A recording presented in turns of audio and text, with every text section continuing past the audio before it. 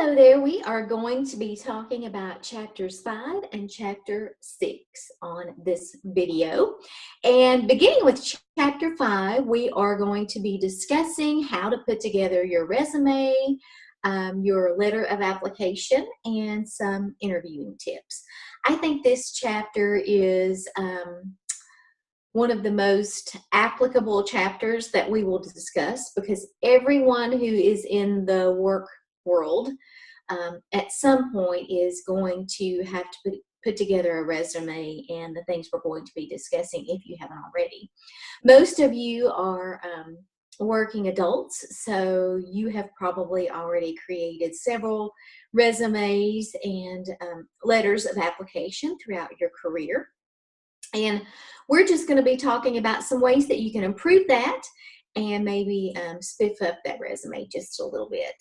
In this chapter, we're going to be looking at the hiring process from both the potential employee standpoint and the employer standpoint. And we're going to start by looking at some steps that employers must take in order to hire people. First of all, when there is a job opening, whether it's new or one that's been recently left vacant by someone leaving, the person who is hiring needs to decide what duties and responsibilities are going to be part of the job description for the position they are trying to fill. They're then going to want to advertise the job position, and they can do this through their company website, through the internet, through the newspaper. There are lots of different avenues for that. They are going to begin reading and evaluating online and hard copy resumes and those letters of application. They're also, once they begin to meet with candidates, they'll be having them complete application forms.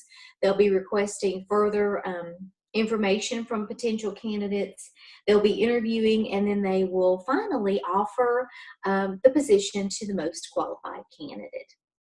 What are some steps that you, as a potential employee, can take to better your chances of being hired?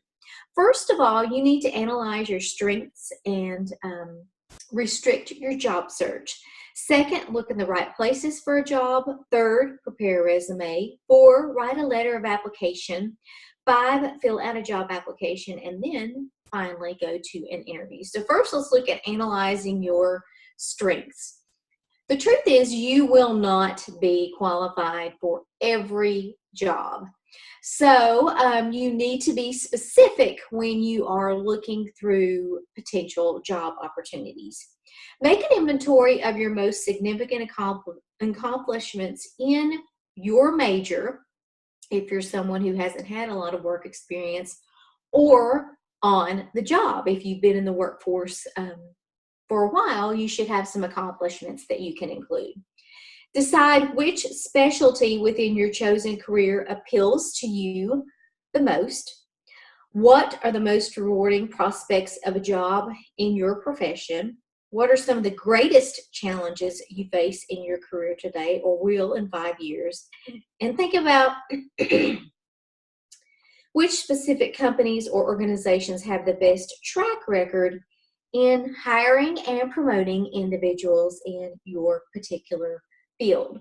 Once you think about those questions, you can begin actually looking. And where do you look for a job these days? Well, there's lots of different avenues, and on page 134, it begins by suggesting you start with something called networking. This just means that you let people that you know, whether it be family members, friends, associates, that you are looking for a particular job. Because a lot of times, some jobs maybe aren't advertised, so that friend or relative may know of a position even within their own company that they can let you know about. They can refer you to places. They can keep their eyes and ears open for you. So networking is a good place to start. Second, of course, is the internet. More and more jobs are being found via the internet. I remember when I graduated from college, the internet was just kind of getting started, so I did not look for jobs on the internet. I did the traditional route of combing through the Sunday paper, which is still a viable option. But now we have access to many, many, many more opportunities through websites via the internet, because you're not restricted to just jobs in your particular region, but you can actually look and search for jobs all over the world. Newspapers, number 3. Number 4, your campus placement office. Most of the time, counselors in a campus placement office will keep a list of job opportunities available based on your major. Federal and state employment offices are a good place to look, and it gives you some websites there on 135. And I didn't realize this, but actually the U.S. government is one of the biggest employers in the country. So that's a good place that you can start looking. Number 6, professional and trade journals plus associations in your major. You can begin in this area by identifying the most respected periodicals in your field and searching their ads. Number 7, the human resources department of a company or agency you would like to work for. And there again, you can use the internet for this somewhat, because if there's a particular company that you know that you would like to work for, most of the time they are going to have a website, and most websites include an employment section, so they usually keep those updated with jobs that are currently open. A database service. And number 9, professional employment agencies.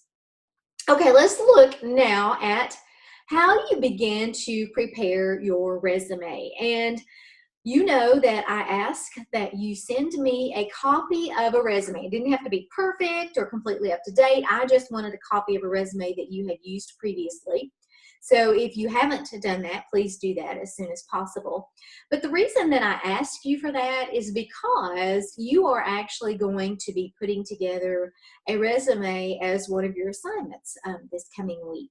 And I want you to utilize some of the things I'm getting ready to discuss and some of the examples in the book to help you sort of revamp and update your current resume. The resume actually could be the most important document you prepare for your job search. So it's a very, very important. This is going to be the piece of paper that sells you to that potential employer. What do employers like to see in a resume? Well, first of all, they want you to be honest. You know, embellishing your resume and not stating the facts is not going to serve you in the long run. They want it to be attractive, which just means pleasing to the eye.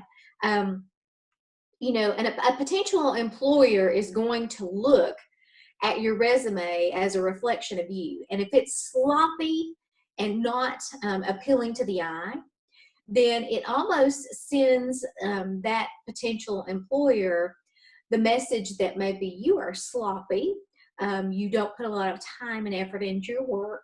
So you want to be very, very careful and make sure that you submit the best quality resume possible. It needs to be carefully organized. You know, if an employer gets a resume and it's very hard to read and it's cluttered, chances are they're just going to toss it. 4, concise. If you can, keep your resume to 1 page. That's not always possible if you've been in the workforce for a while, but ideally 1 page is best. It needs to be accurate with proper grammar and spelling. And, you know, if you submit a resume with misspelled words, most often it's going directly in the trash, because that person who is reading that resume thinks, you know, if they couldn't even take time to proofread this resume, then what kind of employer are they going to be? It needs to be up to date with current information. You never, ever, ever want to submit a resume with an out-of-date phone number or an out-of-date email.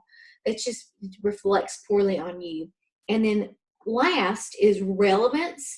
You want to make sure that your resume appears to be relevant to the job you are applying for. So make sure that that is the case. How do we begin by writing the resume? Well, the first thing is we need to ask some questions. And if you will look at the top of 139, I'm not going to read through all of these, but I want you to read them. These are just questions to ask to get your mind thinking about things that you can list on your resume. Balancing education and experience. When you get to this portion of the resume, if you are someone who doesn't have a lot of work experience, maybe you are a young college student who just hasn't had a lot of work experience, you are going to want to focus more on the educational aspect. Now, if you are someone who's been in the workforce for a while and you have some great work experience, you are going to focus more on that section. And if you'll flip to 140 and 141, it gives you great examples of a couple of resumes. One is for Anthony Jones. This is a student who has very little work experience. So if you look at the resume, the emphasis is on education. Now, Maria Lopez on 141 has a little work experience, so you can see that basically the education and the experience sections are equal. On 142, it talks about, we've looked at some things to include in a resume, but what should you leave out of a resume? And the main things are things that legally an employer shouldn't be asking anyway. These could be things like age, sex, race, national origin, religion, marital status, disabilities. It gives you some more suggestions at the bottom of 142. All right. The resume will consist of certain parts regardless of whether you are putting the emphasis on education or experience. First off, contact information. Very important. It will be at the top of your resume, and like I said earlier, make sure it's up to date and current, because this is how they are going to contact you for an interview. Second is your career objective. To write an effective career objective statement, ask yourself 4 questions. Number 1, what kind of job do I want? Number 2, what kind of job am I qualified for? 3, what capabilities do I possess? And 4, what kinds of skills do I want to learn? Gives you some great examples there at the bottom of 143 of an unfocused career objective versus a focused career objective. You want the career objective to be focused, because if it's just generic and unfocused, the message that sends to that potential employer is that you're just blanket mailing out resumes and not even taking the time to make it specific for that job. Third, credentials. This is where the education and the experience come into play. And like we talked about, you will make the emphasis either on education or experience based on your background. When you do your education portion, you want to begin with your most recent education first. So if you are not a graduate yet, it's okay to put that with your projected graduation date, but you want to begin with the latest degree first. For example, on my resume, since I have a master's degree, I begin with my master's degree, followed by my bachelor's degree, and then my high school education. So it needs to be in chronological order, beginning with the latest first. With your experience, same thing. You want to begin with your most recent job, your current job or your most recent job, and work your way backwards chronologically. For each job or activity, provide short descriptions of your duties and achievements. In your descriptions, this textbook gives you some suggestions for things to mention that will catch potential employers' eyes, such as things like if you had responsibilities that included handling money, managing other employees, working with customer accounts, services and programs, or writing letters and reports. These types of things are very appealing to potential employers.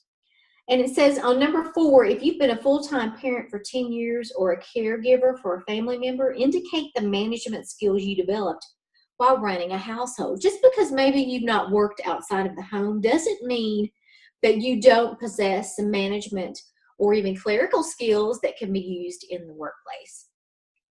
On page 145, this resume example gives you an idea of how to organize by skill areas. So that's another example that you can refer to. Some resumes will have a related skills and achievements area.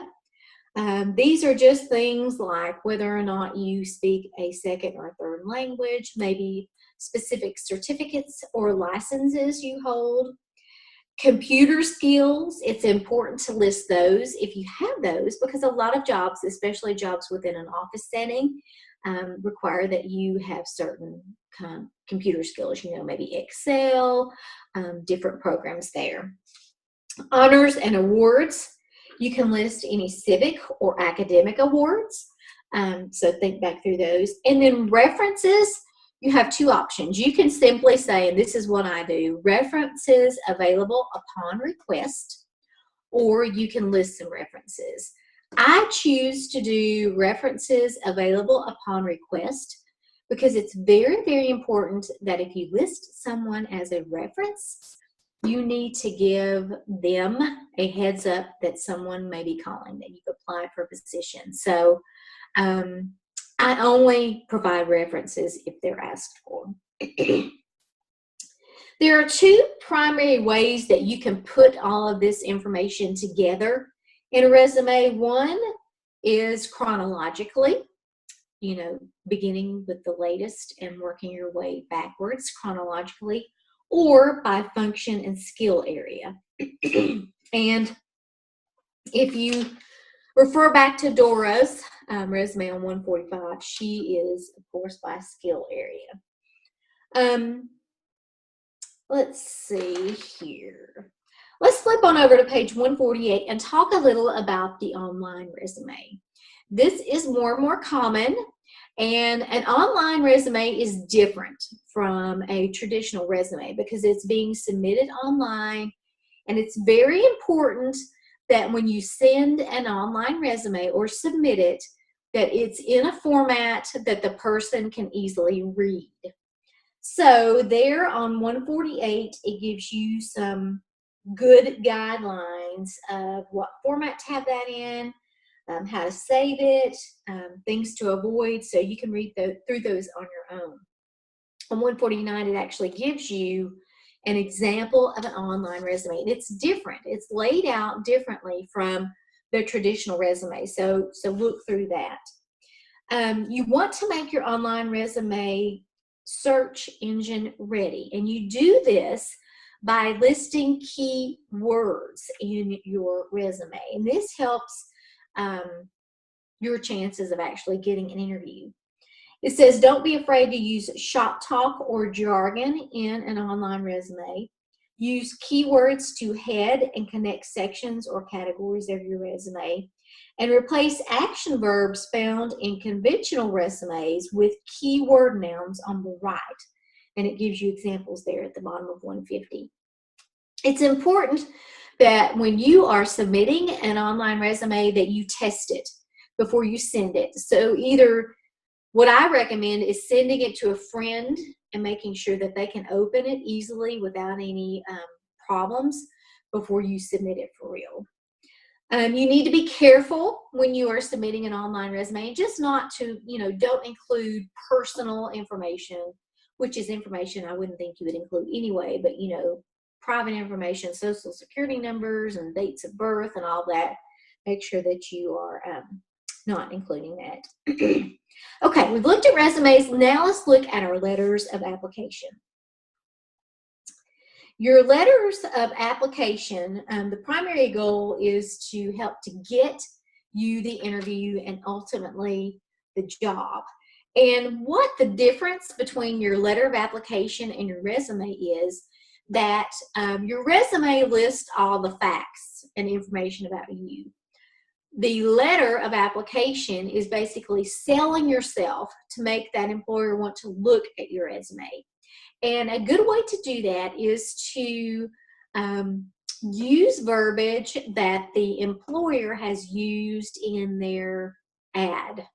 So, for example, if you are applying for a position and it calls for someone who is a team worker, energetic, and motivated, then my suggestion is when you are writing that letter of application, describe yourself in the same terms that they used. So, somewhere in there, talk about the fact that you are a team worker, energetic, and motivated. What that does is kind of a psychological thing. It just makes the person who is reviewing the letters of application, it sticks in their mind because they recognize that from the verbiage of the ad. When you're writing the letter of application, there are some general guidelines. These are on 152. Follow the normal format of writing business letters, which we talked about in the last chapter. Make sure your letter looks attractive. Make sure it's to a specific person. Don't do the to whom it may concern. Even if you have to do a little research, find out who it specifically needs to be addressed to. Don't forget the you attitude that we talked about in the last chapter. See yourself as the employer would see you, and don't be tempted to send out your first draft. Review that letter. If you can, have someone proofread it for you, just to make sure everything's okay. Your opening paragraph in this letter should include some things like why you're writing. Obviously, you're applying for a particular position. Where did you learn about the vacancy of that job? I think this is just a common courtesy because this helps employers to know where to best advertise jobs. So if every letter they get says that those people read about it in a particular newspaper, they're going to know that's a great avenue. Or if it's a particular website, so just put where you heard. Also, what is the most important qualification for the job? What is your most important qualification for the job? The body of the letter, you should keep it to short and readable paragraphs. And if you flip to 154 and 155, two great examples of cover letters or letters of application, one with little job experience and the other with some job experience. When you're writing the letter, don't begin each sentence with I. Vary your sentence structure. Concentrate on seeing yourself as an employer sees you. Highlight your qualifications by expressing accomplishments in numbers or percentages, and always mention that you have enclosed your resume. It talks a little more about what I just mentioned as far as using verbiage from the ad to match the verbiage in your letter. And there's another good example of a cover letter on page 157. Finally, the closing. Keep your closing paragraph short, about 2 or 3 sentences, but make sure that it briefly mentions your qualifications again, asks for an interview, this is important, and indicates when you are available for an interview. So you want to keep that in mind also. Going to the interview, hopefully you submitted your resume and your cover letter, and now you have been called for an interview. What are some things that you can prepare? Well, first off, you want to do your research. Don't go into that interview without knowing anything about that company.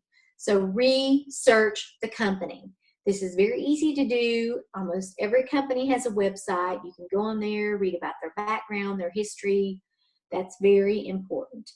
2, review the job description carefully so you're completely clear about what the job entails. You want to prepare a 1-minute summary of your qualifications because more than likely you will be asked that. You can practice. I know this seems silly, but it's going to make you feel much better when you get to the interview. brush up on business etiquette. Bring extra copies of your resume and a pen and paper, or if you put things on your phone. Just if you need to take notes, have a way to do that. And you also want to bring your ID, Social Security card, and things that they may ask for if they are wanting to proceed with an application, and photo IDs and things like that.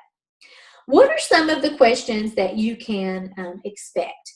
I'm not going to read through all of these, but they are listed there on the bottom of page 159. On 160, it talks about, what do you say about salary? If you aren't sure of what a particular job would typically pay, there's a great resource. It's www.salary.co. You can go to that website and look up just about any profession and get a general average of what the salary typically is, so that that can kind of, have you prepared to kind of know what that range is, in. And then on 161, it talks about interviews, do's and don'ts, and then you finish up by looking at a follow letter on page 162. Send a follow-up letter, especially if you've not heard from the company, just touching base, and you look forward to hearing from them. It's just a good common courtesy. So that is chapter 5. Moving on to chapter 6, we're going to shift gears and talk briefly about designing successful documents and visuals. We talked in previous chapters about putting together some different visuals and documents for the workplace setting. And in this chapter, we are going to be talking about how to best enhance those. Let's see, on page 169, let's start by talking about how to organize information visually. And it gives you some examples of positive design characteristics and unfavorable characteristics there on 169. The basic elements of effective document design are 1, page layout, 2, typography or type design, and 3, graphics or visuals. First of all, let's look at page layout. When you are putting together a page, a document for a workplace setting, you want to make sure that there is enough white space, because if something is too crowded, it's very hard to read. Look over on 170. This is a document that is way too crowded. You will see that immediately when you look at it. On 171 and 172 and 173, that same document is divided up using white space, which makes it more effective and much, much easier to read. You want to make sure your margins are wide enough, and make sure that your words aren't too crowded and your line spacing isn't too close together. Typography is just dealing with the typeface and size of your particular document. You want to make sure it's legible, attractive, functional, appropriate for your message, and complementary with accompanying graphics. Gives you some good guidelines and examples there on 175 and 176. So 176 talks about justification. This is just whether or not your verbiage is, aligned to the left or the right or aligned in the center. You may want to play with that just to see what is most visually appealing. And then heads and subheads are brief descriptive words or phrases you can use to introduce or summarize a document, section, or subsection within a document. You can also use lists to help divide up information. Another thing that you can use is color. Using color in workplace documents is a good way to enhance readability, break up long segments of text, and tie important ideas together. Some guidelines on using color are, be sure you print off a sample page, because lots of times the color will look differently on your screen versus what it comes out of the printer looking like. Make sure text colors contrast sharply with background colors. Use no more than 2 or 3 colors on a page. Avoid too many bright colors, and select colors that are culturally appropriate for international audiences. Basically, keep it simple, make it clear, and have it flow. The purpose of visuals in documents such as these, first of all, is to get the reader's attention. You want to grab their attention. You want to help simplify concepts by making it easier for them to understand the information. Visuals are very important for non-English speaking readers to understand things. They help emphasize key relationships. They condense and summarize a large quantity of information, and they can be highly persuasive. I know my particular business, I use a lot of before and after pictures, and they are highly persuasive. How do you choose visuals effectively? Over on 180, it talks about using visuals only when they are relevant for your purpose and audience. You know, you don't want to just use visuals over and over and over. You want them to have a purpose. Use visuals in conjunction with, not as a substitute for, written work. You can experiment with different visuals to see which ones look best.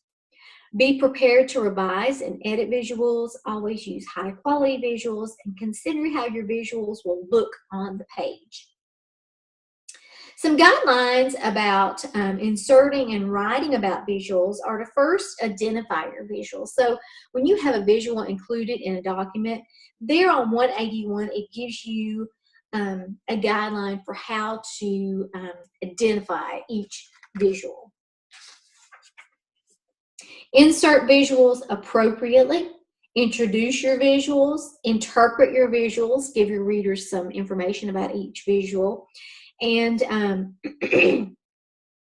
visuals themselves can actually be divided into two categories. You have tables and figures. There are different parts of a table, your columns and subcolumns. With figures, any visual that is not a table is actually classified as a figure.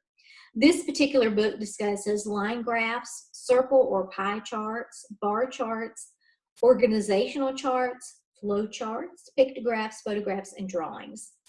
Line graphs basically just transform numbers into pictures. And it gives you a good example of a line graph on 186. And I'm also going to be posting a little video about easy ways to create these different types of visuals on the computer. Charts are used a lot, and the most frequently used charts are circle or pie charts, bar charts, organizational charts, and flow charts. On 188, it gives you an example of a circle chart. It says, keep the chart simple. Do not divide a circle or pie into too few or too many slices, and make sure the individual slices total 100% or 360 degrees. You want to put the largest slice first at the 12 o'clock position, then move clockwise. Label each slice of pie horizontally. And you want to shade, color, or crosshatch slices of the pie to further separate and distinguish the parts. An example of a bar chart is there on 189. It consists of a series of vertical or horizontal bars that indicate comparisons of statistical data. And then on 190, it gives you an example of a horizontal bar chart. Organizational charts on 191, these are typically used when showing a workplace setting and how the flow of the business runs. Flow charts show how something is done, and there's an example of a flow chart at the bottom of 191. Another flow chart begins on 192, and this is actually an excellent flow chart to refer back to just for writing a research paper. Pictographs are used to represent differences in statistical data, especially if it's large numbers. Like, for example, on 193, it's talking about billions and millions and several thousands, so it gives you good examples there. Photographs, of course, a picture's worth 1,000 words, so we can always use pictures. And drawings, you can see a simple drawing there on 196. We use clip art in lots of different things, and we have a lot of access to clip art and the things we're doing. And it's important, the last part of this chapter just talks about when you are using visuals to always be mindful of anyone that you will be presenting things to in an international audience, because pictures and signs and figures and things mean different things in different cultures. So just always be mindful of that. and be sure that you don't use anything that would be offensive. So with that being said, that wraps up chapter 6. And I hope you all are having an excellent week. I'll talk to you soon.